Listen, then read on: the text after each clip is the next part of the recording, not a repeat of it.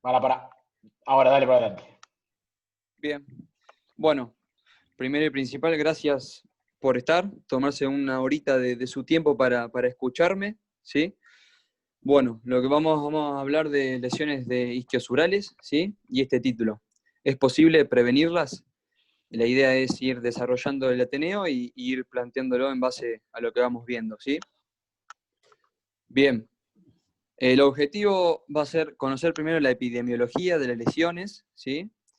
Identificar los factores de riesgo de esa población, futbolistas, discutir el concepto de prevención, establecer estrategias en base a esta identidad clínica y construir un puente que conecte la teoría con la práctica diaria, ¿sí? Ahí se va a abrir el debate. Bien, antes de arrancar con la epidemiología, quiero destacar estos conceptos, ¿sí? De lesión muscular, concepto de Múnich, del consenso de Múnich, donde clasifican la lesión muscular funcional y estructural. La funcional lo definen como un trastorno muscular agudo, indirecto, sin pruebas macroscópicas de desgarro muscular, o sea, sin pruebas a ecografía o a resonancia magnética, y está asociado a un aumento del tono muscular y predispone a desgarros.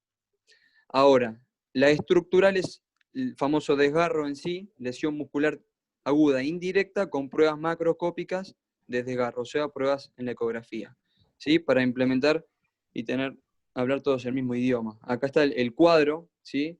Donde en celeste marqué lo que vamos a debatir: trastorno o lesión muscular indirecto, trastorno muscular estructural de tipo 3, desgarro muscular parcial, tipo 3A, tipo 3B, ¿sí?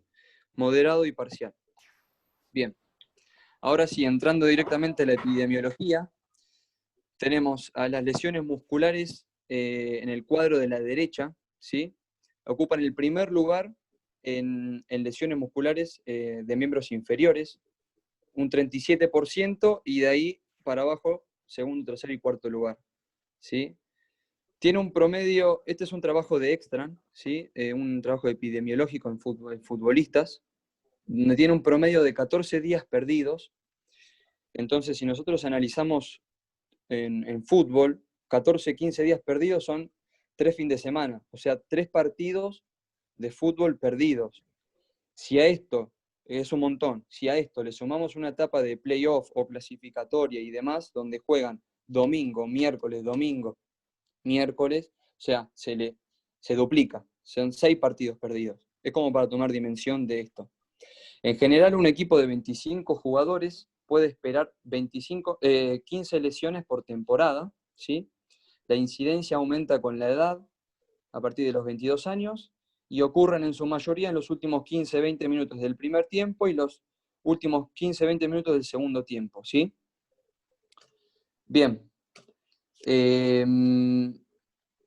Acá, en un gráfico, la tabla, la consecuencia de lesiones musculares durante una temporada en un equipo típico de 25 jugadores, donde tenemos todas las lesiones musculares, que fueron 15, y los isquiotibiales de un 4 a 6 lesiones musculares, con un total de días ausente de 82 días, ¿sí? Partidos perdidos 14 y entrenamientos perdidos 55. Esto como para tomar dimensión del problema este. En este gráfico tenemos en el eje vertical las lesiones por 1000 horas de juego, ¿sí? Y en el eje inferior tenemos entrenamientos, partidos y el total, ¿sí? Con respecto a la edad. Y a partir de los 22 años hasta los mayores de 30, tenemos los picos, donde tenemos 9 o 10 lesiones por 1000 horas de juego en un partido de fútbol, ¿sí? Donde ocurren la mayoría de las lesiones, un partido, ¿sí?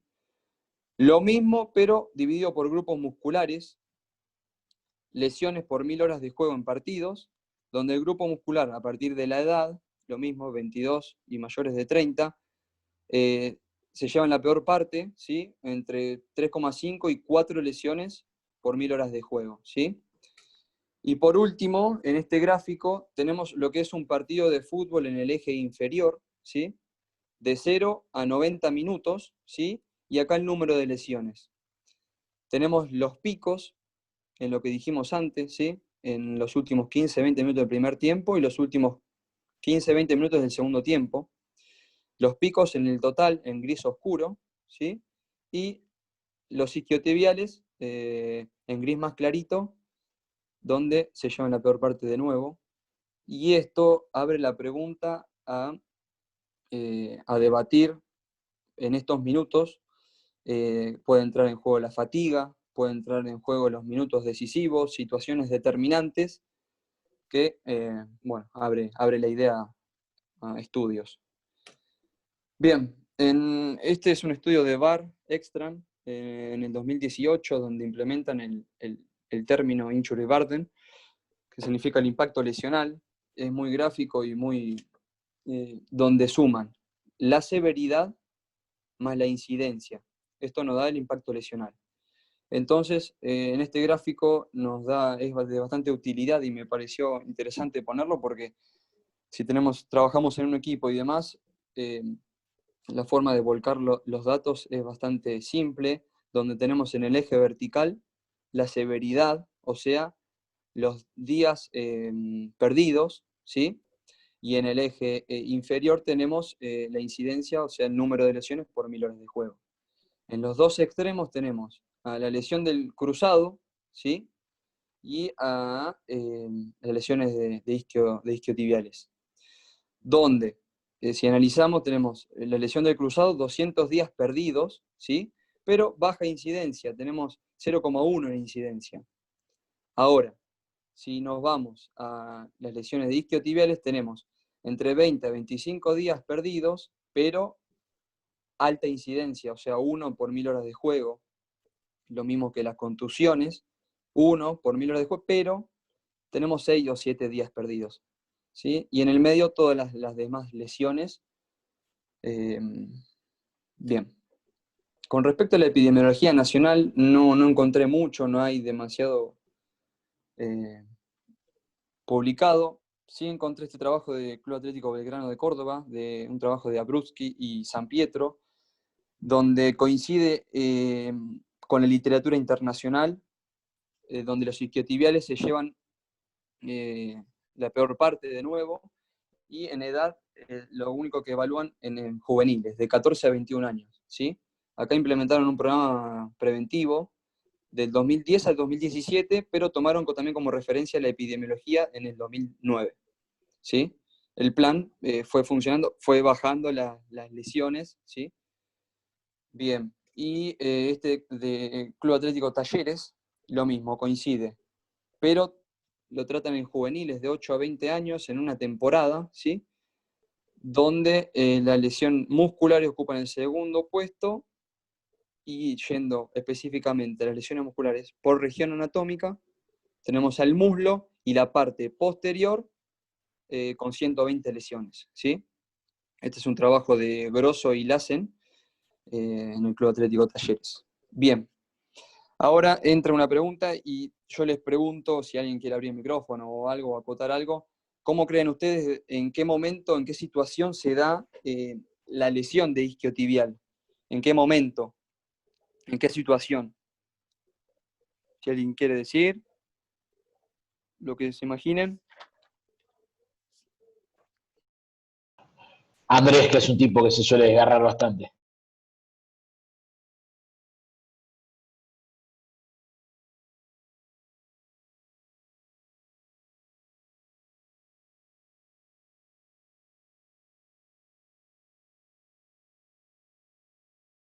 Por ciento que ocurren en sprint lanzados a máxima velocidad, ¿sí?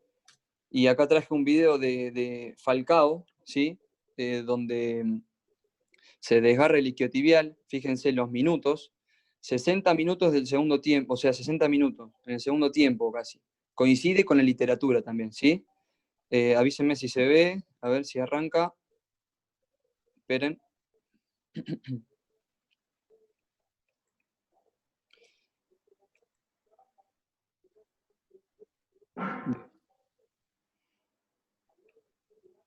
Bien, bueno, no arranca.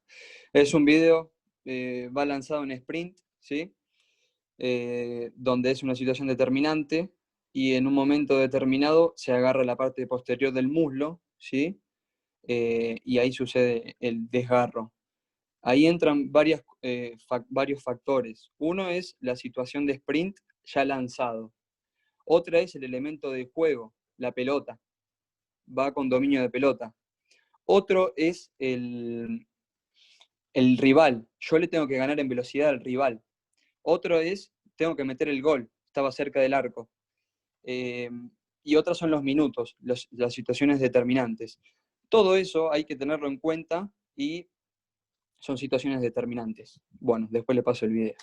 Bien, siguiendo y trayendo a colación el Ateneo anterior de Edu, donde plantea los modelos preventivos, tenemos el de Natalia Betancourt en el 2016, donde plantea un nuevo método, ¿sí? Donde interrelaciona los diferentes factores de riesgo, ¿sí? De una persona, donde plantea un concepto más individualizado, más específico, y así tratando de disminuir el riesgo de lesión. Una búsqueda de factores determinantes y con mayor evidencia, ¿sí? Bien, ya yendo directamente a los factores de riesgo de los isquiotibiales, tenemos este trabajo de Torbor y Opar, ¿sí? Donde publican con respecto a la literatura, ¿sí? Al nivel de evidencia, abajo limitada, moderada y fuerte. Tenemos el nivel de evidencia fuerte, estos son factores de riesgos intrínsecos, no modificables, con respecto a lesiones musculares en isquiotibiales, y tenemos a la edad y a una lesión isquiotibial, una lesión previa de isquiotibial, como los mayores fuertemente con evidencia, y el tamaño del círculo nos da indicio del tamaño de la evidencia que lo respalda, siendo la edad y la lesión pasada los más fuertemente evidenciados. Siguiendo esta línea, los factores de riesgos intrínsecos modificables, tenemos a la fuerza excéntrica baja, ¿sí? Como con una fuerte evidencia que lo respalda. Bien, este es un trabajo de Burtorp, donde coincide, ¿sí? En el 2019, coincide con los factores de riesgo intrínseco, con Torbor, donde los no modificables tienen la lesión previa, la edad y suma biarticular, ¿sí? O sea, está en desventaja ya de que es biarticular, porque hace flexión de rodilla y extensión de cadera, o sea. Y los modificables, nivel de fuerza excéntrica, pico de torque del cuádriceps activa y flexibilidad de flexores de cadera y isquiotibiales según Burtorp, ¿sí? Bien. Factores de riesgo extrínsecos, ¿sí? Acá hay varios factores de riesgo extrínsecos, donde este trabajo de Torbor y Opar de nuevo relaciona la carga crónica alta, debería potencialmente disminuir el riesgo de isquiotibiales, ¿sí? Está directamente relacionado con las lesiones, entonces la monitorización de la carga de estos factores, exponerlos, el sprint por semana que se exponen y demás, factores de riesgo extrínsecos, ¿sí? Bien, acá a modo de resumen, este trabajo de Burtorp lo resumí de esta manera, donde tenemos en el centro los factores de riesgo lesional isquiotibial, y para ya darle un cierre a esto, tenemos la carga del jugador, la historial de lesiones, la edad, la entrada en calor, la estabilidad lumbopélvica fundamental, principalmente el glúteo mayor, pensando que es un extensor de cadera, y si yo tengo un extensor de cadera, o sea, el glúteo mayor débil, el isquiotibial me va a tener que compensar, entonces va a estar ya en desventaja desde ahí, sumándole que es biarticular. El control motor, la aptitud cardiovascular, la arquitectura del isquiotibial es un músculo formado por varios músculos semitendinosos, semimembranoso, bíceps femoral, donde tiene muchas tracciones miotendinosas, ¿sí? La fatiga, la función del isquiotibial, lo que hablábamos, flexión, flexor de rodilla y extensor de cadera, flexibilidad de la postura, lo biopsicosocial, la recuperación, nutrición y factores ambientales. Bien, entonces estamos como en una nebulosa, ¿sí? Hoy en día no sabemos dónde estamos, hacia dónde va, pero con el modelo de Betancourt tenemos los que están fuertemente evidenciados, repito otra vez, la historia previa, la edad y la fuerza de excéntrica disminuida, ver cómo se relacionan entre sí, la carga de entrenamiento, la demanda del juego, el volumen de carrera rápida, ¿sí? Si bien estos factores están presentes en la persona, nadie queda exento de sufrir una lesión. Sí podemos disminuir, pero no prevenir, ¿sí? Bien, ya yendo directamente a los programas preventivos, yo los separé en 4 programas preventivos, ¿sí? Donde tenemos en un primer lugar al trabajo de Petersen, que se basa en programa preventivo a partir del CUR nórdico. Tenemos el de trabajo de Bohr, que relaciona al CUR nórdico versus un extensor de cadera, un peso muerto, ¿sí? Donde analizan la arquitectura y la morfología con respecto a la prevención de lesiones. Tenemos el trabajo de Mendigucha en el 2020, donde relaciona el sprint versus el CUR nórdico, ¿sí? Comparando la arquitectura y la performance en jugadores de fútbol con respecto al sprint. Y el del trabajo del Burtor, que hace hincapié en los factores de riesgo, recomendaciones y un programa preventivo a partir de eso, trasladándolo a la práctica, ¿sí? Bien, basados en CUR nórdico tenemos el de Petersen, dijimos, y Torbor, ¿sí? Donde analizan 50 equipos de fútbol de Dinamarca, donde tenemos el grupo de intervención con 461 y un grupo de control con 481, gran N. ¿Sí? Y la conclusión o el resultado que llegaron fue que el trabajo excéntrico disminuye la tasa de lesiones agudas nuevas y recurrentes. ¿Sí? Perdón, ahí se ve, ahí está. Bien, este es el protocolo que llevaron a cabo, ¿sí? Perdón, ahí está. Donde hicieron la primera semana una sesión por semana, dos series, 5 repeticiones, así fueron aumentando hasta la 10ª semana, ¿sí? Y a partir que hicieron 3 sesiones por semana, 3 series de 8, 10 y 12 repeticiones, ¿sí? Y a partir de la 10ª semana hicieron una sesión por semana, 3 series y lo mantuvieron así. Este es el trabajo, el CUR nórdico que diseñaron, es económico, necesitan solamente 2 jugadores o un espaldar, fácil de hacer, fácil de ejecutar, y está fuertemente evidenciado con el trabajo de Petersen y en el 2007-2008 contra el trabajo de Arnason. Bien, basados en el trabajo de los excéntricos, este trabajo de Bohm, Opar, Timmins, donde relacionan el grupo 1 con extensión de cadera, grupo 2 con el CUR nórdico y grupo 3 control, entrenamiento de fútbol normal. Analizan la arquitectura y a partir de la longitud del fascículo y el volumen. Hacen hincapié en el bíceps femoral, la porción larga, donde la longitud del fascículo de la porción larga del bíceps femoral aumentó significativamente a la 5ª semana y a la 10ª semana con respecto a los grupos del CUR nórdico y en extensión de cadera, ¿sí? También usaron 10 semanas de entrenamiento y el volumen, con respecto al volumen, incrementó en el bíceps femoral la porción larga, más que en el grupo de extensión de cadera versus nórdico y control. Bien, acá lo tenemos en gráfico, donde tenemos en el eje vertical la porción larga del bíceps femoral en centímetros, ¿sí?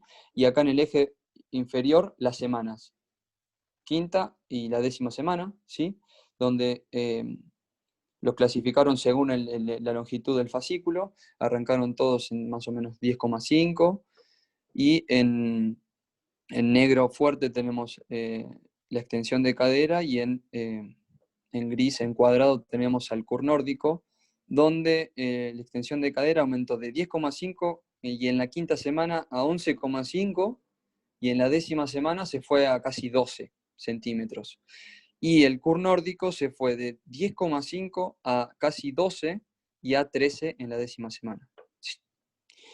En este gráfico tenemos el porcentaje de volumen y por grupo muscular acá abajo, donde vamos a hacer más hincapié en el bíceps femoral, porción larga, que es el que mayor se lesiona, mayor incidencia tiene, y el semitendinoso, donde el negro tenemos de nuevo al peso muerto, que incrementó significativamente en el bíceps femoral con respecto al curl nórdico, y al revés pasó en el semitendinoso con el curl nórdico, aumentó el volumen con respecto al bíceps femoral.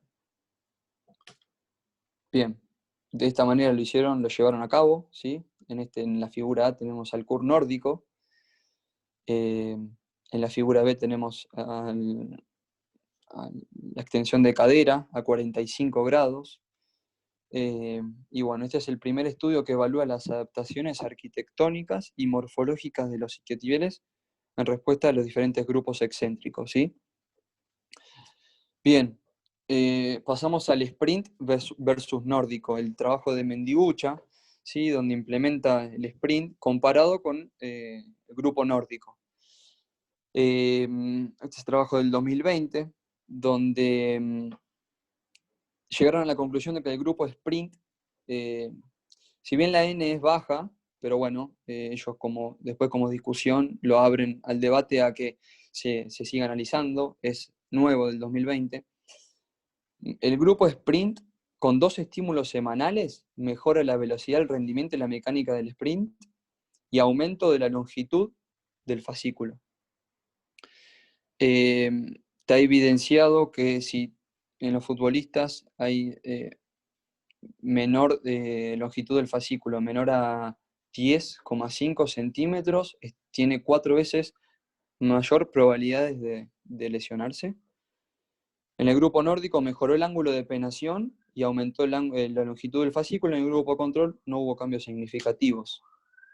Acá tenemos la secuencia del sprint y el tamaño del efecto en el eje vertical, y acá tenemos los parámetros que tomaron, ¿sí? En el sprint, donde tenemos al nórdico y al grupo control en el medio, sin cambios, con cambios pequeños o triviales, no significativos. Tenemos al sprint, acá con cambios moderados a largos, ¿sí? Con respecto a la fuerza horizontal máxima, ¿sí? Acá tenemos cambios moderados con respecto a la potencia de salida, y cambios largos con respecto al ratio máximo de fuerza, ¿sí? Bien, punto negativo o que yo le encontré a discutir: el grupo nórdico realizó el ejercicio durante 6 semanas, ¿sí? Durante 6 semanas. En el trabajo de Petersen y el de Bourne y el de Arneson, lo realizan en 10 semanas, ¿sí? Este le bajó 4 semanas. La ecografía es operador dependiente y el momento que realizaban los ejercicios antes o post práctica no estaba bien definido en el grupo sprint, lo dejaron a decisión del entrenador. Pero como positivo empieza a abrir debates y estudios a futuro con una mirada integral y no solo basarnos en ejercicios aislados, ¿sí? Analizar y exponer al deportista a situaciones en las cuales sucede la lesión, donde tiene el mayor riesgo de lesionarse, el sprint, ¿sí? Como hablamos hoy. Bien, por último, el abordaje de factores de riesgo de Burtorp, ¿sí? Donde da una perspectiva diferente, complementaria y fundamental para abordar los factores de riesgos y diseñar un programa preventivo a partir de ellos. Hace hincapié en la individualización del programa y una búsqueda de entender el por qué suceden, ¿sí? Este es el cuadro donde se basan ellos, y los factores de riesgo los tienen expuestos acá, donde los separan como importantes y semi-importantes, importantes, específicos y generales, donde los específicos tienen la lesión previa, fuerza excéntrica, exposición semanal de velocidad y la resistencia a la fatiga. Y en general tenemos el ratio agudo crónico, la estabilidad lumbopélvica, factores biopsicosociales, recuperación individual, tiempo entre partidos. Bien. Falta investigación sobre cómo estos factores interactúan entre sí pero proponen la implementación de un programa preventivo integral a partir de estos 5 puntos que están acá abajo. Y esto me parece muy importante, que sirven como criterios de vuelta al deporte, ¿sí? Esto está muy bueno. Los 5 puntos fundamentales que se basan ellos es fortalecimiento de músculos isquiotibiales, monitorización de la carga, garantizar estrategias de recuperación, estabilidad lumbopélvica, desarrollo de la condición física y incorporar y enfocar en la calidad del movimiento. Bien, como puntos claves en este eje, tenemos al curl nórdico, que aumenta el ángulo de penetración y la longitud del fascículo. Tenemos que el sprint mejora la velocidad en carrera, la mecánica de longitud del fascículo. El abordaje de los factores de riesgos individuales es un gran punto de partida para plantear como un programa de reducción de lesiones. Y hubo un gran avance en los últimos 20 años, pero aún estamos en vías de desarrollo. En las estadísticas, en la epidemiología lo vemos y fue la introducción del Ateneo. Bien, esto tengo en mi cabeza, o lo diseñé yo como un resumen. Hay que abordar al deportista en su conjunto a partir de sus factores de riesgo, diseñar programas con criterios propios, fundamentados con la evidencia, y saber cuándo aplicarlos, considerando que nos manejamos en un ambiente dinámico, ya sea fútbol, ya sea rugby, trabajos en equipo, hockey. Pensarlo de esta manera a la hora de plantearlos. Se me ocurrió a mí, teniendo en cuenta el cambio climático, la fatiga del paciente, el descanso, la nutrición, los estados de ánimo, yendo a trabajos específicos como el curl nórdico, extensión de cadera, peso muerto, siguiendo esta línea para tener también en la cabeza los sprints. Y es un ida y vuelta. Entonces, se plantean nuevas direcciones. Justamente acá dos cerebros, 2 atletas haciendo sprint, pero tenemos un sistema 1 y sistema 2, yendo o graficando la individualización del programa, ¿sí? Entonces yo me planteé, o tengo dudas que me fueron surgiendo en el Ateneo, entonces las planteé acá. ¿En qué momento del entrenamiento introducimos un programa preventivo? Es fundamental conocer el entorno, el calendario y el trabajo interdisciplinario. El tema está en cómo llego a los jugadores y atletas para que se adhieran a estos programas, y ahí entra la creatividad nuestra. Ir en búsqueda de más especificidad e individualización. No me refiero también a uno por uno, sino también grupos por demandas y demás. Y el control y manejo de las cargas. Bien, entonces, ¿es posible prevenir una lesión de isquiosural? Si vamos a la evidencia, tenemos esta pirámide de Torborg y Opar, ¿sí? Con respecto al nivel de evidencia, donde tenemos el nivel de evidencia 1 y el nivel de evidencia 5. El nivel de evidencia 1 es lo más fuerte hoy en día, que está el FIFA más 11 y la fuerza excéntrica, el entrenamiento de la fuerza excéntrica de isquio. Como nivel 4, el estiramiento y el protocolo específico en cada entrenamiento y la estabilidad del core. Acá algunos ejercicios como para tener en cuenta. Gracias Rama por hacerme algunos GIF, donde tenemos ejercicios dominantes de cadera. Este es un trabajo de Bourne. Ejercicios dominantes de rodilla. Y bueno, tenemos donde activan el semitendinoso y al bíceps femoral en la cabeza larga. Stiff leg deep lift, hip extension coney pulley, hip extension, Russian deadlift, puente en supino, el nórdico, ¿sí? Este es un trabajo dominante de rodilla. El curl nórdico, ¿sí? Acá Rama lo está haciendo muy bien. Con la polea isoinercial, extensión de cadera. Y en este trabajo, en este gráfico, analizan 4 ejercicios que están expuestos acá. Y en este eje tenemos a los grupos musculares. Entonces, proximal, medial y distal. Entonces, si nosotros queremos activar, por ejemplo, más el semitendinoso, vemos que el curl nórdico actúa en en todas las porciones, en el proximal, medial y distal del semitendinoso, ¿sí? Para ir un poquito más específico. Me pareció bueno y bastante gráfico mostrárselos y compartirlo con ustedes. Hablando del sprint, lo que hablábamos hoy, ¿sí? La aceleración del sprint y demás, cómo trabajarlos, me pareció interesante también compartir este trabajo, donde en este eje vertical tenemos la velocidad en metros sobre segundo, y en este eje inferior tenemos la fuerza, ¿sí? La carga. Entonces, planteando ejercicios dominantes de velocidad, tenemos acá asistidos con bandas, el squat jump, el vertical jump, sprint.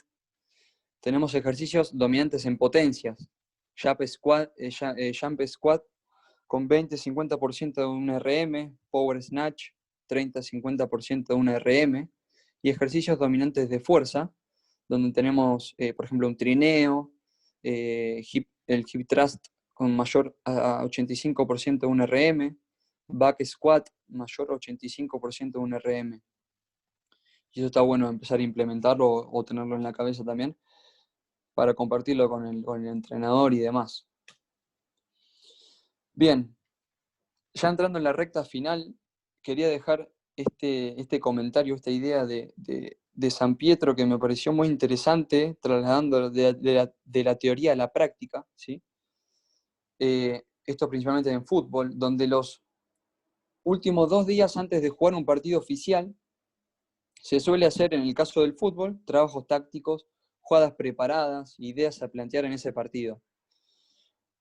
Ahí, en ese momento, los delanteros muchas veces suelen participar muy poco, y en este caso llegan al partido oficial con cargas diferentes a sus compañeros, prácticamente inactivos. En estos casos sería un buen punto introducir, por ejemplo, un programa de sprint para esos jugadores, para esos días específicamente, controlándolos a partir de la carga, ¿sí? Porque los delanteros solamente en esas jugadas tácticas reciben los centros, saltan a cabecear nomás. Los que se llevan la peor parte son los mediocampistas o los que tiran centros. Entonces están por ahí 1 hora yendo y viniendo de la mitad de cancha, tirando centros, haciendo el gesto de patada y demás, y llegan con diferentes cargas, ¿sí? Es como para tener idea y como ponerlo en práctica, yendo más de la teoría a la práctica. Quería compartir este trabajo también de Thor, Borbar y Ekstrand, donde hacen una encuesta a 50 equipos profesionales de fútbol en Europa. 12 equipos son de la liga danesa y 38 equipos son de la UEFA Champions League, donde cubren 150 temporadas, ¿sí? Bien, ellos querían ver la adopción e implementación de qué trabajo preventivo hacían. Es un trabajo que está muy bueno. Y se dieron cuenta que la adopción e implementación del CUR nórdico en la elite del fútbol es demasiado bajo como para esperar cualquier efecto en las tasas de lesiones, ¿sí? El 83,3%, o sea, cubrieron 125 temporadas de 150, no fue adherido al CUR nórdico, ¿sí? Es como para tomar dimensión de, o sea, no podemos, a las estadísticas está visible, digamos. Entonces esto se rompe y yo pensé, ¿de qué sirven las investigaciones y los protocolos si no lo terminamos implementando?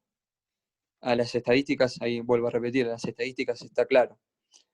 El cambio arranca desde la constancia, el esfuerzo y la perseverancia en adoptarlo en base a la necesidad del club, ¿sí? Hay que ver la necesidad del club también. Entonces, de desarrollar con el equipo interdisciplinario un protocolo, un proyecto para concientizar a las autoridades, que al fin y al cabo son las que toman la decisión, las que dicen sí o no, digamos, las autoridades. Entonces, proyectar también a ellos. Se rompe esto y ellos lo plantearon a partir de este método, que es un método REAIM, es el método REAIM, que es un método donde es un programa para ver la eficacia y demás de cualquier programa que se plantee, no solamente en el ámbito de kinesiología, sino también lo utilizan en el ámbito de la salud, donde se evalúa la eficacia, el alcance de ese programa, la adopción, la implementación y el mantenimiento. Estos 5 puntos para mí son fundamentales y está bueno tenerlo en cuenta. Los puntos negativos, la implementación, si lo mantienen o no, cuánto fue implementado, cuántas semanas, si lo adoptaron o no, si el entrenador está dispuesto a hacerlo, qué costos económicos tiene y demás. Está muy bueno. Entonces, a mí, para ir cerrando y terminar, grafiqué este cuadro como a modo de resumen, donde tenemos en la cúpula, ¿sí? En la cúpula tenemos a los ejercicios, tenemos al CUR nórdico en grande, porque es el que mayor evidencia tiene, ¿sí? Tenemos a los factores de riesgo, vías de desarrollo, otros ejercicios excéntricos, como los que vimos, tenemos al sprint, que también toma importancia, entonces tenemos este abanico, pero que para implementarlos y para adoptarlos necesitamos tiempo. Necesitamos tiempo. ¿Tiempo para qué? Para que haya una compliance, una adherencia, ¿sí? Por eso estas flechas de ida y vuelta. Tiene que haber, para que haya esta adherencia necesitamos educar, tiene que haber una educación. ¿A través de quién? Médicos, kinesiólogos, entrenadores, jugadores y dirigentes principalmente, que son los que toman las decisiones. ¿Para qué? Para que haya un trabajo interdisciplinario y una comunicación. Por eso estas flechas y este ida y vuelta. Pero necesitamos tiempo para esto. ¿Tiempo también para qué? Para introducir el concepto de individualización, para buscar más especificidad, y no solamente el concepto de individualización como un jugador por jugador, sino grupos por demandas, grupos según demandas. Para eso es importante la evaluación y demás. Entonces, pero para implementar esto necesitamos también tiempo.